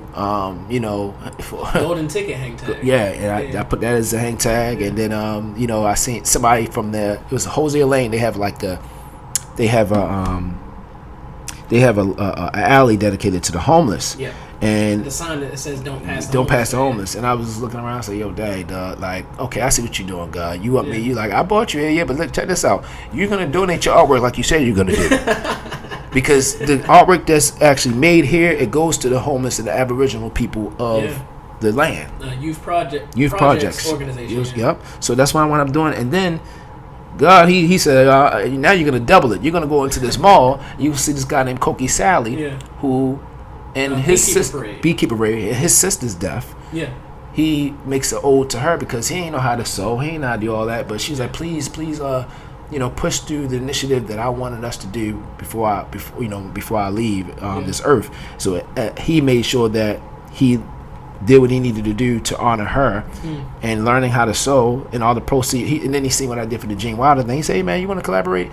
I like what you did with the shoes. Can you make a bag like that? Yeah, so that way the proceeds of this bag can go to kids in Cambodia who wouldn't necessarily get an education. Yeah. So I like, wow, this actually worked out. And that's when I said, all right, well, now that I'm here, I'm going to just donate I'm not donating. I'm going to burn my mother's locks and kind of like, and then that's when it hit me. I said, okay, wow, this trip was purposeful. Yeah. God had used it in a way. I feel like my mother in the spiritual realm, it was like those nudges, like, yes, I knew that you were going to do this, and God knew I was going to do this by being intentional, by putting my mother's locks on there. I was like, okay, wow, Ma, you want 12 apostles. Yep. And then, 12 apostles. And then it's like, okay, now you're in miracle territory. And then I didn't have locks then. I had my locks before. Yeah. I had a scare earlier this year. This is off topic. That I learned how to do my own locks in Phoenix, Arizona, when I was on a run. And this guy who did 20 years, he was a Jamaican dude. He was like, yo, I'm gonna teach you how to do the Jamaican palm roll. So he taught me how to do my own locks, and I tried to put myself into doing that same thing last quarter of October of doing my own locks, and my starter locks were like still fairly new, so by me doing that, I damn near damaged my locks. Luckily, I still had my locks from 2013 when I cut my hair, because the girl who connected me to this other girl, she was like, yo, listen, this girl, she know how to restore your locks. And I remember you said that you wanted to put your mother lock inside your hair. Yeah. I know a person that if you still got your original locks, just strengthen the bond, because my joints was weak, bro. I was like, I do not want to start over again. I was this close. She said, if you still got your original locks, Keo, it's your hair. You can just crochet it together, and we'll take about an inch, we'll crochet it together. And I was like, oh wow. I said, well, then that's why my locks is now strong. But I was just like, yo, like, because my twin sister, the reason why I got locks again, because my twin sister, when my mother was living, she wanted all of us to have locks. And my twin didn't commit then because she played for Wake Forest. Yeah. And at that time, like, I don't think that you had enough freedom to be able to do X, Y, and Z. Yeah. You did, but it's like, but my sister finally committed in recent years. And I said, oh, that would be nice to, that my mother on the spiritual realm, she know that now both of her twins, her son and her daughter now has locks together. Yeah. And we're both artists, shout out to my sister Keela Evans. So I was just like, yeah, both of us can have it together. And then just recently I gave her some of my locks too. And she had my mama transitioned. I cut her locks off, and I kind of was like, she ain't have no other extra locks. I was like, yo, I'm gonna give it, because she's gonna do the same thing, so we can have that twinergy, twinergy synergy. You know what I'm saying? That's fine. But and I talked to a person that was from Africa. They say, we do that in our country, where as though it's like a warrior type of ritual. Where I'm like, oh wow. So I didn't think of that, but okay, I'll take it. You know what I'm saying? But yeah, man, that's the Australia trip in itself. Another full circle moment. Yeah, big full circle moment. Yeah. I think, and we briefly talked about comedians, because I got to bring this up. Really good friends of Donna and Yes. And it's funny. I think you were there during the infamous Magoobies power outage. Yes, I was. Like that was insane, bro. And that's insane. Like, first of all, being there, I know. Yeah. Like, that's like a once in a lifetime kind of. Yes, you had to be there. Yes. Like, that story still lives on today. Yes, it does. And if you don't know the story, just go online and look it up. We're not gonna hash it out. Yeah. But insane. That story was crazy. And then, like, that connection that you had with him, you did some commission sneakers, like a few commission sneakers, and. Even his son, Austin. I think you did Austin the Paw Patrol, right? Yeah. My niece loves Paw Patrol. But yeah, like that's. I think these full circle moments matter too, because then that leads you into like other comedian territory, like Dave Chappelle, like Half Baked, like sneakers with the Funyuns hang tag. Yep. I always want to mention the hang tag, because I think you put a lot of thought and effort into that. So like I gotta bring those up. And like it's. Like, comedians are just the beginning. Like, I mean, like Kevin Hart, you know what I'm saying? Who I think, and off air we were talking about you know, like me doubting myself. Of like Mm-hmm. that was that story I was telling you about me doubting myself about like the work I did Yep. for like you know, somebody I was doing behind the scenes for. We don't mention Yeah, anyone here. yeah, of course. But that's similar to the story of like when you met Kevin Hart of like him telling you not to downplay your work and not to. He was giving you a gem of like you're actually dope. Like you're here, and I think and one of the things that when I was doing the research that stuck with me is like, you know, I think you're like what is it? It was like the gift that you have, like even if you're in rooms you don't think you're supposed to be in, like your gift will make room for you. Yes. And I thought like that was like that to me. I don't know how many times I've done research where like me doing the research itself has inspired me. Probably maybe once, maybe max twice.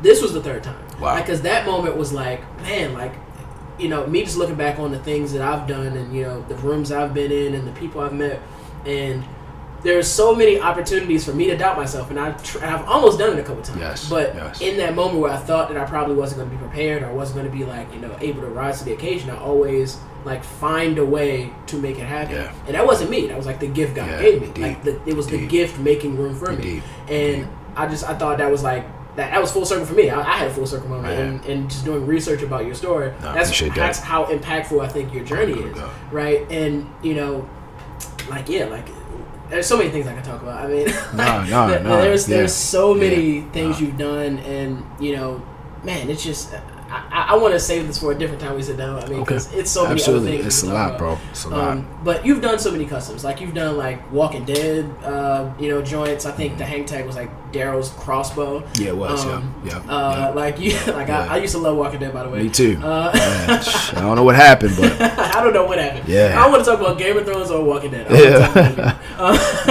But Tim the comedian, the comedy legends on it, Donna Rollins, Dave Chappelle. Yes. Like man, like Henrietta Lacks family. Shout out to Henrietta Lacks family, who still has not gotten paid. Now they just released on Twitter this week that their negotiations are pushing through. They are. Okay, great. Just this week. This week though. And it's funny because that was a full circle moment too. Here it is. My mother used to, you know, be with this guy. I'm not gonna mention his name, but you know, one of my homies. You know what I'm saying? I still connected to him still to this day. Yeah.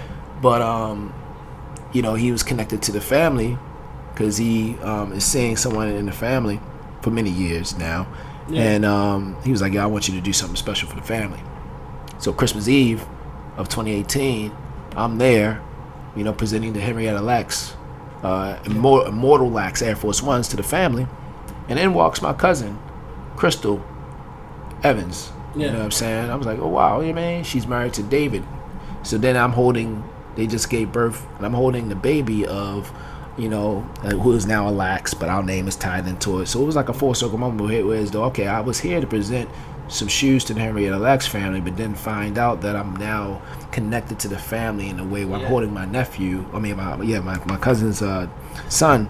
That was wild. You know what I mean? So it's just like red heart hang tag. Yeah, because you know, in her story, you know, the blood. I'm sorry, not blood. She will always paint her nails red. Yeah. So when they started recognizing the deterioration of her health, she ain't care how she felt. She would always paint her nails red. But so when, you know, it started like deteriorating, her nails, you know, she stopped painting her nails as much. Yeah. But yeah, so many people still don't know about the Henrietta Lacks story, man. And I feel like some people was telling me as I continued to do the work, because in 2018 I still wasn't immersed into knowing what I was doing. But it was like, yo, like you're putting stories on a popular phenom that people, if they could walk past a mural and don't see the actual building. In parts of Baltimore, you know, we'll don't drive down a certain street, and the next thing you know, we see a new development, and we're like, yo, when they do that? You know what I mean? Not for the potholes though, but you know, with us being able to, you know that pothole still been there for years. You know what I'm saying? For like 20 years. You're like, yo, dog. You just know it's just muscle memory. You just know the spiral through the joint. Spiral, and all of a sudden it's not there no more. You're like, oh, I ain't got spiral, but then you still spiral. You know what I mean? So it's crazy, but you can walk past that street, you see that mural, and you don't be like, I ain't never even seen that mural, but somebody always looking at your feet. You know what I mean? Someone always looking at your shoes. They always looking at your outfit. You know what I mean? Some people say, I'm looking at the eyes and chin. You a lie. You looking at their neck. You looking at their feet. You get what I'm saying? So that's an interesting thing because as things continue to evolve, you know, kids are paying. Kids got so good now, they can wear anything now. Some of them, you know what I mean? Anyway, I ain't gonna go. No, for sure. Don't let me talk about the trauma. My eye go blind. I'm like, listen, man, I had, you know what I mean? I'm like, man, I had holes in my shoes, man. Yeah, right. Holes, literally. Back in my day. Man. No, for sure. I mean, it's like the list keeps going. Like Nick Cannon, man, I didn't even name half the people. D. Ray Davis, man, it's wild. Terrell, Alvin McRae, Terrell. I finally met him when I was in LA, and it's so wild, bro. Too. Yes. Yeah. I had no idea. Yeah, man, it's wild, bro. Yeah. It's really wild, bro. Stan Smiths too. Stan Smiths, yeah. The very first pair of Stan Smiths that I made was actually for my twin sister. Yeah. She was a big fan of Snoop before I watched The Wire. Yeah. And it was MySpace days. I made Snoop's image where it was like the profile shot that every character had, where the Roll Holmes was black and white and she was in color. I put that on the Stan Smiths, posted it on my MySpace. Snoop's manager reached out to me, was like, hey, no, I'm sorry, Tish. Shout out to Tish. She lived in Florida. She was like, yo, do you know Snoop's my cousin? And I was like, yo, whatever. And she said, I've had the manager reach out to you. The manager reached out to me, and she was like, hey, how would you like to, do something for Snoop? I said, I would love to do that. You know what I mean? What's good? So then she was like, she has an All-Star Weekend coming up. It's 2007. And 2000, yep. And she was like, yo, if you want to, you can do so. And she's like, you know what? We love your designs, but is there any way you can get rid of this gun that you're using? I said, no, you ain't getting rid of it. It was like, because the second line was called Ricochet. So Ricochet was just a representation. It wasn't an ode to my mom. It was an ode to my dad. Because I felt like in hip-hop, what we call Roscoe's. The Roscoe's is the Ratchets. It's the Glocks. So Ricochet stood for me being on the run, another R. And I was a son of a gun, which was Roscoe, shooting back and forth to different state to state, not dealing with what I needed to deal with, which was my warrants that I had. So Ricochet was an ode to my dad. And then Akio's Glorious Heroes, Hearts and Heroes Studios, now owed to my mother. Aegis was just, I don't know what Aegis was. Aegis was short-lived. Right when I did that, the feds were in my house, and they took the computer, and it still to this day. I had reached out to, it was some property that I forgot what happened. You know what I mean? But I was trying to obtain my property, and it was like, Mr. Evans, we have your property here. It's a computer Pionex. I hung up on him. I said, look, I don't want to be nowhere near that computer. But I kind of want the computer now because it could be like when you look at Virgil Abloh, his book, he has a lookbook of every laptop, even if it's working or not. He took pictures of every laptop that he ever worked on. What I actually am inspired to do a lookbook, you may want to create a lookbook, and I think that you should with the podcasting. Everything deserves a lookbook because it's a portfolio for when even if nobody has never met you yet, they'll be able to see your journey. So I'm inspired to now. Even he even had his phones, like even phones that was cracked. He took in the back of his book.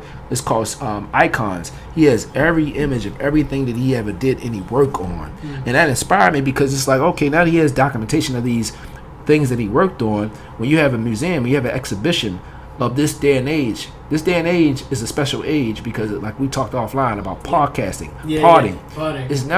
Parting is going to be a different thing 20, 30 years from now. 100%, So it's important to be able to document these moments as we continue to. We're in a renaissance now. And the world. I'm noticing when I've been in the other states, the creative world is becoming smaller. How is it that I made something for Terrell Everett McCrinley? Shout out to Kwame Patterson, who played as Monk on The Wire. He connected me with 7 cast members that was on the actual set of David McMahon by commissioning me to do 7 pieces for those individuals.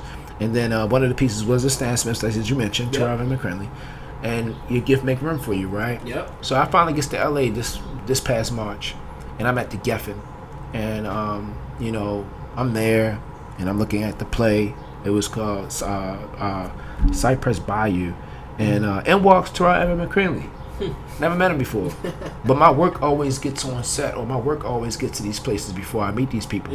So he sits he comes right to me where this lady was sitting at, and her name was Linda Rubin, and it turns out she's one of these bigwigs. But make a long story short, man, I let them talk, and he walked back up because he's the artistic director at the Geffen, and I says, when he walks upstairs, I said, I said, I already had the picture pulled up. I know my dates on the iPhone. I said, yeah, I made these in 2021. She said, you made those for him? She was like, why don't you introduce yourself? I said, well, I just, you know what I mean? She said, look, when he comes back down here, you need to introduce yourself. So I said, all right, bet. So came back down. I said, hey, man, I did these pieces for you. I said, my name is Akio. He said, I still have those pieces. They're actually in my office. And then right then and there, we connected. And then that lady that I'm talking about, that day, hours later, the shoe surgeon, Dominic, the shoe surgeon, he messaged me randomly. And every time I went to LA, I always was messaging him. The shoe surgeon, he's very accessible online. Hopefully now that after this interview it doesn't increase, but he's very accessible online. Even though he has all the following, he does the stuff for Javante Davis, all of the stuff. But I've been following him for a while, and I've been inspired by the way he does his art pieces as well. And he always says like, yo, keep up the good work. As a matter of fact, in the beginning of this year, I had submitted to be in the Supreme Sneakerhead. And it was ultimately to meet the surgeon, and they would have gave you $10,000. Even though I would love that, I really wanted to connect with the surgeon. Yeah. For a certain moment. Linda Rubin, who I was sitting next to. Yeah. She said the surgeon had messaged me. He was like, "Yo, Linda," he said, Linda Rubin keep talking about you. And he, how those videos that disappear when they send you on Instagram. Yeah. He sent me a video of him and her on courtside, and it was her feet, the same shoes she had on that day. And he panned up. LeBron was like right there, right? And he said, "Let's link tomorrow. Come to the surgery." So you see how, like, I went there and not knowing who this lady was. Shared with her what I do. She was blown away by my artwork. Then she goes to courtside, sat next to the surgeon who I've been trying to meet for many years. Says, "Yo, come tomorrow." And I applied to be in the contest. So some people was like, "Yo, you must have won the contest because you." I said, "Yo, I didn't." None but God, brother. It's like, but the gift makes room. Even the gift is working. So how you show a person work that you did a couple of years ago, and that puts you in a position to, reap the benefits. So what I'm saying is that this documentation, where we live at right now, the world has become smaller, not only just with social media, but the creative world is smaller because most people are not doing this. Most people, are just like, I get it. Sometimes, we want to just be immersed in the gift, but when we actually are immersed in our purpose, we're giving people permission to step into that as well. And we need this collectively. You know what I mean? We need community. You know what I mean? Because without community, without Snoop saying like, "Yo, I feel like you're community," or "I feel like you should do community," you need people that's like pouring into you. And if you're doing it on your own, you like I was just discussing last weekend. I was speaking. Shout out to Yelly, she's a designer, and I was just like, "Yo," I said, "It's gonna be moments where you lose your why." Like I made my why. My mother was my why, or But in moments where you might lose that why, and I talked about the analogy of the Avengers. Yeah. The Avengers is the artistic community. You're an artist. The person that's behind this camera is an artist because you have to visually tell the story. Everybody is an artist in their own right. Culinary arts, the way you put food on that plate is an art. But 100%. We all need community. So when you think about the analogy with Thanos is the biggest enemy. So when you lose your why and you don't know how you're going to fight this big enemy, the big enemy can be a breakup. The big enemy can be the loss of your loved one. The big enemy can be that your health declining.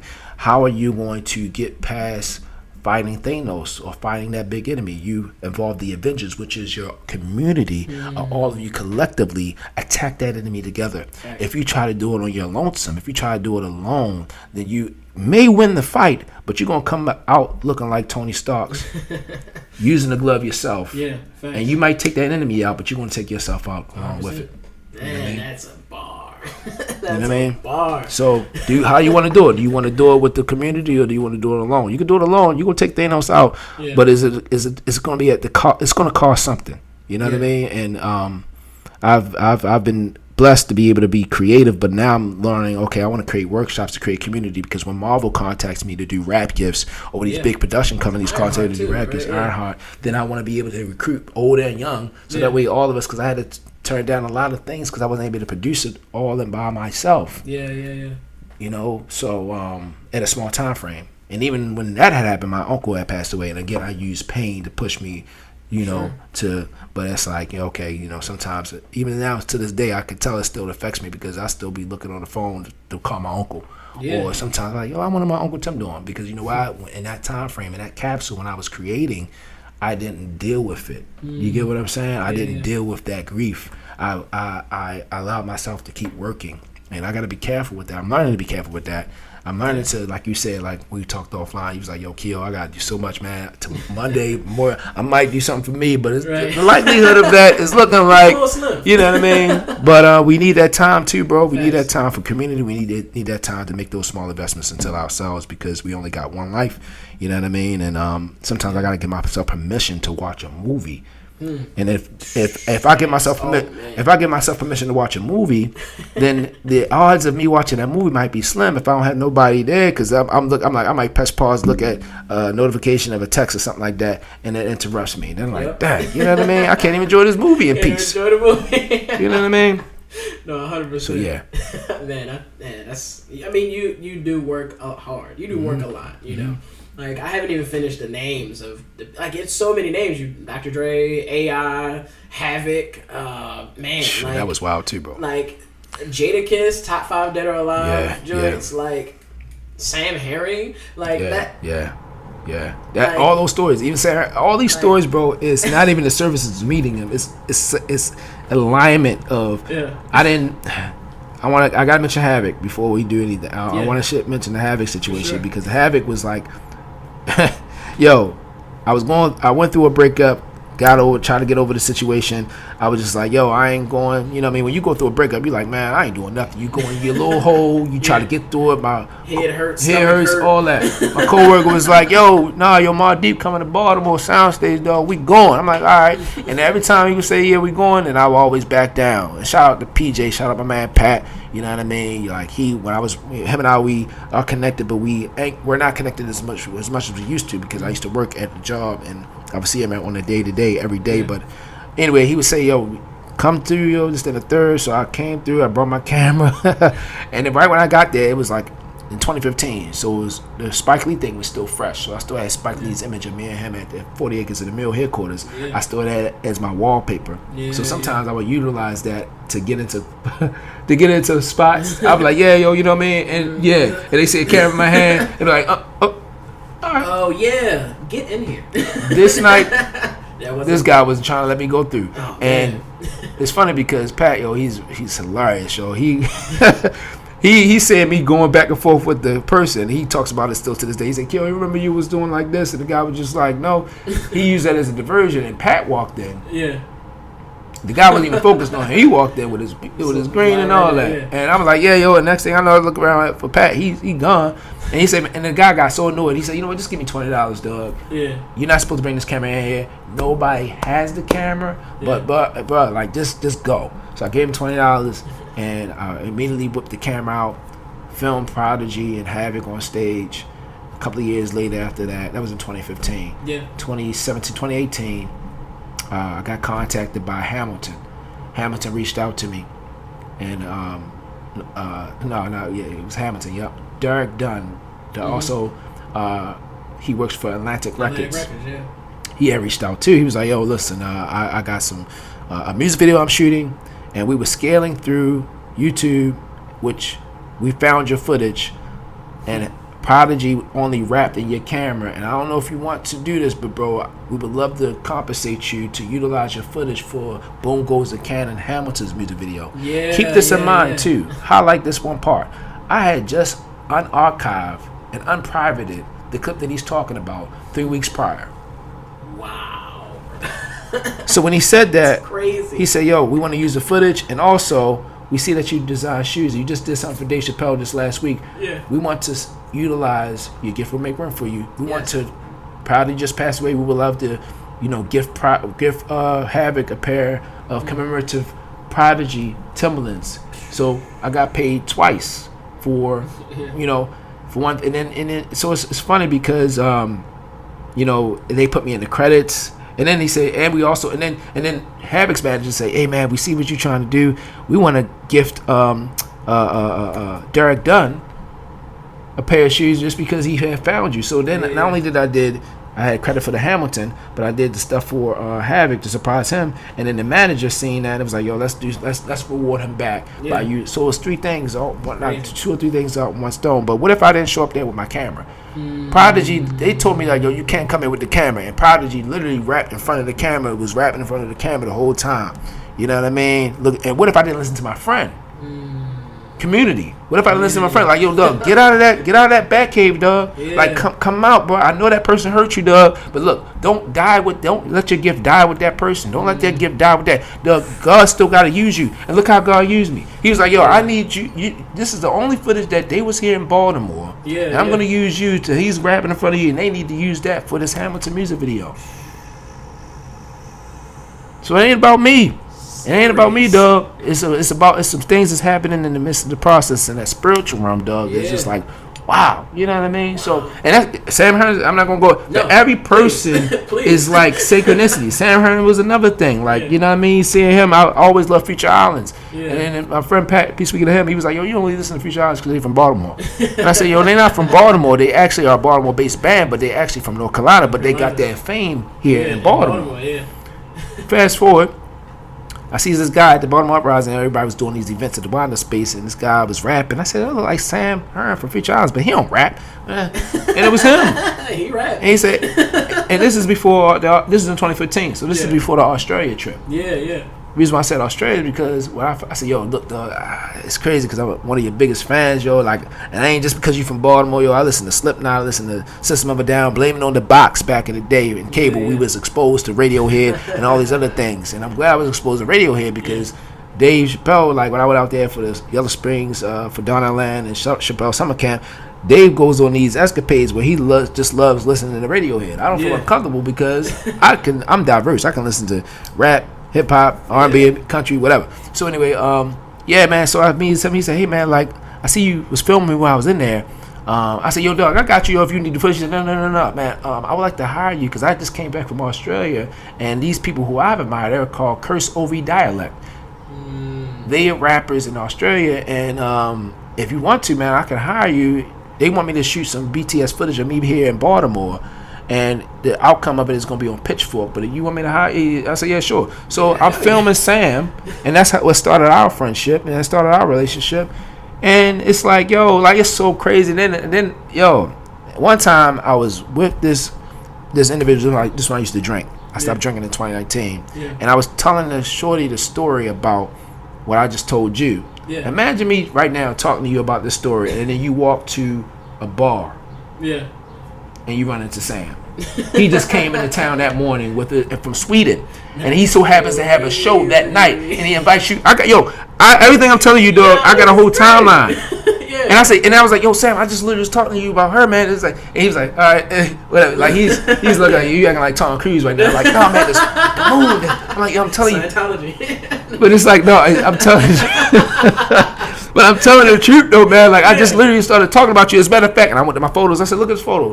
You go to the photos, it normally shows you all the photos. I went to the photos, and it was him on stage when we was at the pavilion. He said, wow, Keo. He said, Josh's birthday today. Josh, child called Josh. He always said, Keo, you're a powerful manifester. You be manifesting things. You push stuff on shirts. You always wind up meeting people. You be talking about stuff. But I be very careful about manifesting because sometimes the manifestation piece you can attract the good and the bad. And yeah, man, I'm gonna leave it with that, man. You know what I mean? So yeah, so it's mind blowing, bro. It's mind blowing. It gets a little deeper, but I'm gonna leave it at that. 100%, man. I think this to me, you've been so gracious with your time, because this to me is still like I ain't say this. I said it to myself, but this is one of my favorite interviews of all time. Appreciate you. But no, your journey is insane. Like that part about being a master manifester is like so real. I mean, you know it firsthand because you've lived a life. But me just doing this research and seeing all of the synchronicities of like how things really align, like by you just putting them on art or you just thinking about something and then it coming to fruition is just like a story that you really gotta see it to really believe it because it really is that incredible, that impactful, that powerful. It is. And I just want to like I said, you've been super gracious with the time. I want to definitely close this one part. I feel like we please won't. Yes. We won't I will keep in contact with you for sure because I think there's so many other things that I haven't touched about this Man, very long. It's a lot. But your story is incredible, and I want to ask you sort of, what's next steps for you? Just finishing this year, but also moving forward. What are some of the things we can see from Akio Evans? Man, some things you can see from me. Like I said, community is one of the biggest things that I want to do. Whether it's the community that I start, not just here in Baltimore, but I want to do that thing abroad. Like I want to have like tours, the Create Your Heart Out tour. You know what I mean? It's mainly just the heart, which is, like I said, the last 3 letters of heart is art. So it's to Create Your Heart Out tour.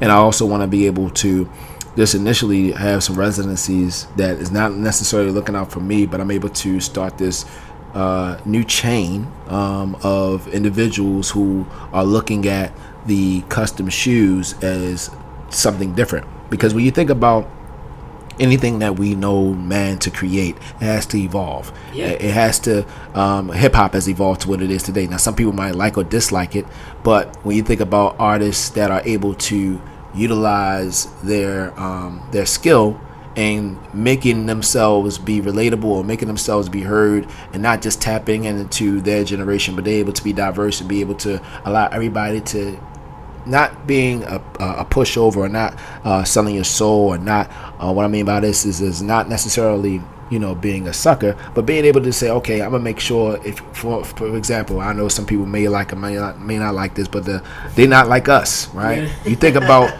Kendrick and how he was able to, even though he's from the West Coast, but he was able to go into that whole persona, whereas though he's able to make everybody hear that, whereas though you're not even from the West Coast, but you in that moment when you hear that, you're like, yo, like this is something you do that same thing and being creative, you know what I mean? Whereas though you make it digestible, like, okay, I want everybody to know that their value is you don't have to wait to artists like Andy Warhol or G. Michelle Basquiat or Curry Marshall. He's a living artist, black artist. All these artists that are here now, in whatever art form that we choose. Even this is an art. Art is anything that you have to research and you render it in your own way. Yeah, definitely. That is an art. Some people always say, "Oh, I gotta create something. I gotta learn how to draw." Like, no, that's only one dimensional. Multi-dimensional is that you are an artist that are actually studying, and your output is something different. That's doing art. My mother, she made these sweet potato biscuits that still to this day, people are like, "Oh, I had sweet potato biscuits." I said, nah, listen, you ain't had them. Sweet potato biscuits where you can see the yam inside the golden biscuit. You get what I'm saying? You put the butter on that joint. I'm telling you, like, I never had it before. I'm talking about that sweet potato biscuit. You know what I mean? The powdery. So it was an art form to that. Definitely. So I what's next for me also is just to be able to, have more experience, life experience, not necessarily waiting, you know what I'm saying, for that magical time frame to enjoy life. I want to be able to pour more into me. And not necessarily go into a store you don't even know what you want because you have all this time to now do what you want. And it's like, I want to be able to just do more, you know what I mean, for myself, because I've said yes a lot, to a lot of people, and no to myself. You're gonna see some filmmaking from me. I want to tap back into my filmmaking bag. I have some short films and some films of what I've written before that haven't seen the light of day, that I'm gonna be able to tap back into that. My first childhood dream was acting, so I've been doing some auditions on the low, you know what I mean, and really activating that muscle, because I was the Joker, you know what I mean. I don't know if you've seen that, you know what I mean, but I was appreciate you, Dwight King Phoenix Joker.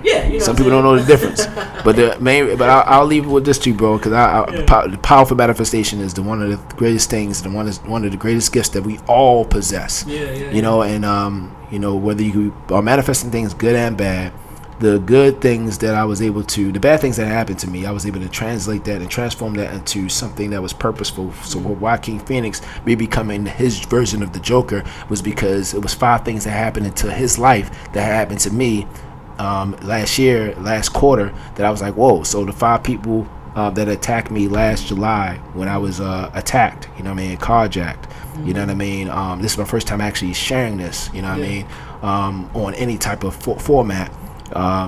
It was crazy because there was 5 people that attacked him. And that was the 5th time that a gun was ever drawn to me in my life. So I would not just in Baltimore, but just abroad in Phoenix, Arizona. But then it was in that moment that God had to show me, like, yo, remember you did this in 2003? Remember you was with these individuals who you thought was, friends? Yeah. And one of them is doing 25 to life now, still. And I forgot all about that. Yeah, I can have you in front of these kids and these adults sharing what you've done, but I need to show, and I need you to share with them that you was that person, you was that failure, you was that individual that was, inflicting the same pain and trauma. Now, I ain't hit nobody with the butt of the gun. Mm-hmm. That's why I got this scar now. Yeah. You know what I mean? But Joker, he got attacked by 5 people. The second thing was he was writing things down. I tell people forget, but paper remembers. Yep. So I always tell people to write in that journal. The third thing was he wanted to be a comedian. So in that time frame in October, I was also, at the Big Improv, and I did like not a stand-up, but my life was on a spotlight where they improv my whole entire life. Yeah. And fourth thing was he was, again, a powerful manifester, whereas he would look at the screen and he would see himself on the screen, and then it wound up happening. It came full circle. So when all those things had happened, I was like, you know what, I'm going to be the Joker for Halloween. And I was the Joker, and I didn't even know I was being filmed. And then when my neighbors was filming me, it was just like, yo, like, you know what I mean? You didn't even blink when you was doing that. I said, yo, dog. I said, even when I was putting the makeup on, I was not going to step outside my house. Because I was like, but some told me to listen to the inner child in me that wanted to explore other dreams. Yeah. Don't allow that child to die in you. Yeah. Because your uncle, he trained you how to act. You need to become who you wanted to be. Mm. So that's why I stepped in that confidence. And then I went to the first party. The party was over. They said, no, yo, you won best contest. Went to the second party. When I walked in, it was October 28th. The lady that worked for the Baltimore School of the Arts, she said, yo, we were just talking about you, which was October 27th. We were just talking about you yesterday. We want you to do a workshop for BSA. You know what I mean? Because you became the art. Yeah. That's another thing. She said, yo, you walked in, you just wasn't the Joker. You were engulfed in, we wanted you to do a workshop as it relates to like clothing and art. But now we want you to do a workshop in theater because you became the art. I was listening to the spirit. I said, yo, like, but what are the odds I goes to a party on October 28th and I see a BSA director that was there. She was dressed in uniform too. Yeah. She said, look, I'm not even Harley Quinn, but you got me wanting to be Harley Quinn today. Right? So then after the video got a lot of attention, 2 days later, I said, let me look at the hashtag of Joaquin Phoenix. I click on the hashtag and I'm scrolling through all the posts that was made by that. And I see this one post that it says in Spanish. I had to click the C translation button. It says, we want to say happy birthday to Joaquin Phoenix. And I looked at when Joaquin Phoenix's birthday was, and it was October 28th. That was the same day that I decided to put on the Joaquin Phoenix Joker. That's insane. That's insane. And I'll be like, yo, why does this keep happening? Yo, like, but then wild. I feel like these signs is pointed to, yes, they say don't be a master or, a jack of trades or be best at none. But God says you not just your gift, but your gifts will make room. Yep. Your gifts of motivation, your gifts of inspiration. So it's like we can't be one dimensional. We got to be multidimensional. Okay, there's some seasons where recession hits, that one gift might not work. But don't keep nurturing that gift. When Snoop was like, yo, you was making clothes at first. Why you stop? Yo, I'm doing filmmaking. If I would have said, all right, Snoop, I hear you, but I'm going to do filmmaking and that's going to be it. All these other gifts, me not exercising it for my own benefit, me exercising the gift to be able to share, to reflect, of it, for them to be able to like, oh wow, I forgot all this stuff that you mentioned. I forgot. I'm like, dang, this is real. Like I have done this because I don't let it go in my head. I'm on to the next thing because I'm trying to get out of surviving and start thriving. And that's why thriving is you enjoying the fruits of your labor. Thriving is you putting yourself into a predicament where I'm going to look at this movie. I'm going to relax. But I say all this to say that I manifested something crazy that night because I was donating my artwork to kids with human trafficking. And when I went to the event in National Harbor, it was July 29th when this happened. I went to the National Harbor to donate my artwork to kids human trafficking. And I had to, in that 2-week process, I had to see all these images of these innocent children, these bodies being stolen and taken. And then only when I came to, this is my first year at that time of being an entrepreneur, And I felt like how we talked offline, every hour had to count. And I went to this organization. I felt like they didn't know the value of what I was doing. They just seen a pair of shoes. They didn't see the mural. Yeah. They just identified me as, oh yeah, you the guy that make the shoes. I'm like, no, oh, you made them? I didn't even know you was gonna make them. Wow. Oh, so I was like, okay, so where is this gonna go? Because if I made these and you said this is supposed to actually raise funds for kids who were trafficking, I just don't want this to be in somebody's basement because they just think that it's a shoe. Yeah. I know that people who value my artwork, and I just want to know. I don't mind giving this to you, but I just want to know who. Yeah. So then when I didn't get an answer and I walked away and I drove home, I felt like my time was robbed. Only to come back home 2 hours later, and what happened? I get carjacked and robbed. Wow. So you got to be mindful. Okay, I'm more mindful of my gift, and what you focus on expands. Yeah, so I even though I was immersed in the gift of creating it, like in the shoes was dope, bro. Yeah. But it wasn't dope when like I'm wearing. It was dope whereas though I was able to identify like the strings that was attached to the kids, and those shoes were actually in the car too. Yeah. And God was like, no, yo, I need you to share with these kids at Morgan State University because I was contracted to do a workshop 4 days after the carjacking. And I didn't want to do it. I was like, man, no, man, I'm looking like Willie Lump Lump. Even when I was in the ambulance, they was like, yo, why are you making us laugh? I said, yo, because I look like Ace from Paid in Full right now, right? I was making a joke about it, you know what I mean? And it was just like, yo, like, no, that's crazy. Like, she said, yo, you know, an hour ago before you pulled up, somebody had got carjacked and they got shot. Yeah. So I said, yo, that's why I'm happy right now because it's like, yo, it could be worse off. I could be worse off. They said, a blow that you took, you're supposed to be unconscious. I was calm. I said, yo, it was crazy because it was like, yo. And then Connie, he was the one who picked me up that night. You know what I mean? When I told him, you know what happened. He was like, yo, you said the most illest shit, dog. Like, you said, yo, the only thing that's keeping you sane is that you was a kid that did it too. I was a kid that inflicted the same pain and trauma on that. So that's the thing that's keeping me like, oh, like, well, how can I get mad at them? Yeah. I wasn't carjacking. I was robbing piece of men and cab drivers. You get what I'm saying? Yeah. But I wasn't necessarily hitting nobody with the yada mean, but I still come with a forgiving part because I knew that if I didn't have it, I'm taking it. You know, so it's many kids like, so who are me not to say that I'm gonna go to this workshop 4 days later to so kids can see it. And I ain't go off the cuff of what happened. I waited to the very end and I said, yo, you know, I was supposed to get stitches this morning. My twin sister is here, you know what I mean? And you know, I was going to show up here, y'all, but I feel like this is miracle territory because, you know, I could be your, and I told her what happened, I could be your uncle, I could be your brother, I could be your cousin, I could be your whoever, and just know. And it was the kids, you know what I mean? So, and then I keep running into those individuals, those kids that was at that workshop. They say, yo, everybody that came there after you, they talked at us, but you talked to us. You and I, we're talking to each other. We're not talking at like, I've done stuff for Dave Chappelle. No, we're talking to each other. Facts. So that's why conversations like this is important because Facts. if that didn't happen, I could have identified it with whatever success accolades, but they're not there, Akio. They're not there with the marvels yet. So I need you to dig deep. I need you to not forget this. Where I'm about to propel you, I need you to not forget that moment where you were that child too. You know what I mean? And I talked to Malik Yoba. Malik Yoba said, I want to see a piece where it's 5 of you and all 5 of y'all are pointing a gun at yourself. And to close it, that night I had wore a Virgil Abloh and Chadwick Boseman shirt.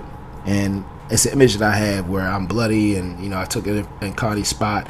And, you know, the whole shirt was covered in blood because all this stuff was like, it was like crazy. This was so, it was like, it's a miracle that I don't look nothing like I look. Is when it happened. It looked like a birthmark that's on my face. And I remember when I had the Sagamore Pendry event and I spoke at Sagamore Pendry, I said, you know what, I'm going to recreate a new memory with that design. Because I wore that design because I had Chadwick Boseman right here throwing an airplane with a Louis Vuitton airplane. It was when he first got the Louis Vuitton lead director of Louis Vuitton. And on the other side, it was Chadwick Boseman throwing the Black Panther comic book. And on the back, it was both of them embracing. They had to be their own hero. Them two didn't know that both of them was facing the same thing of having cancer. But here it is. It's an image that I had on the back of the shirt that they both was embracing and not knowing that, they both are secretly fighting an illness, similar to what my mother fought. So then when I went to that Sagamore Pendry, I said, you know, I'm going to make a black one. Because you know how you had that ex that you probably went to a pizza spot and you're like, oh, I don't really like that pizza spot. Oh, I don't really like that movie. Oh, I don't really like that place or that space or that person because they remind me of. So then I said, you know what, I'm going to recreate a new memory. I'm going to recreate the same design. And I wore a black shirt and I made the same design. And I even when I'm sharing to you, there's a live podcast. I didn't even share this story. I didn't even share this story with the live podcast. You know what I mean? But when I talked to this guy that worked at Under Armour offline, shout out to Damien, he was like, yo, like, he said, yo, that was able to you know, he said, I forgot what he said, but basically he connected with that story, and he said he wished I would have told that story. You know what I mean? Because most people, like you said, when they say that you're a loser, when they say that, most people would have gave it all up. I'm moving to Cali. Yep. I'm moving to Philly. Thanks. I'm moving to any place but here. Yep. But I say, if some celebrity friends was like, yo, that's why you gotta get out of Baltimore. I said, well, what do you say to individuals who are wanting to commit suicide that can't escape themselves? Is it the actual place that they're in, or is it the hurt? So hurt people, and I was hurt too. That's why I was taking it. So I can't blame it on the place. You know what I mean? It's the people that's in the environment that's hurt. So granted, I'm sane. I'm joking about it. I'm grateful. I'm alive. You know what I mean? Because it could have went left. So many incidents in that situation that it did go left. Yeah. You know what I mean? Right when I went to LA, they said it was over 256 cases that they were targeting individuals that were leaving that car and exiting that car. And I just happened to be the brunt of that. But I look at it still as being a blessing. As insane as that might sound to a person, and be like, I'm not religious, I'm spiritual. Because I look at it like having a relationship with God is more important than you actually worshiping religion. People are not concerned with people doing the backflips and all that other stuff in church. God is like, yo, they're not worshiping me, they worship religion. They're not worshiping me, because the Messiah, the person could be right in front of you like Nicodemus, and you don't even recognize the Messiah is right in front of you. Because you're so caught on religion, you're so caught on to memorizing scripture, but you're going to go into the eternal life, and God say, yo, you never knew me.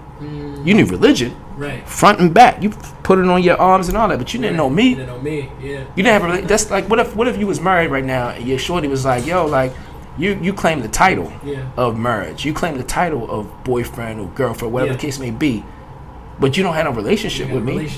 It's just a title. It's just a title. Yeah. So I feel like the divine, the creative, and being connected to the divine, being connected to your gift is connected to the divine, the alignment of your purpose, and that will actually push you into those synchronicity moments where you're like, oh wow, like no, because that's how we were created. We were created in the dark.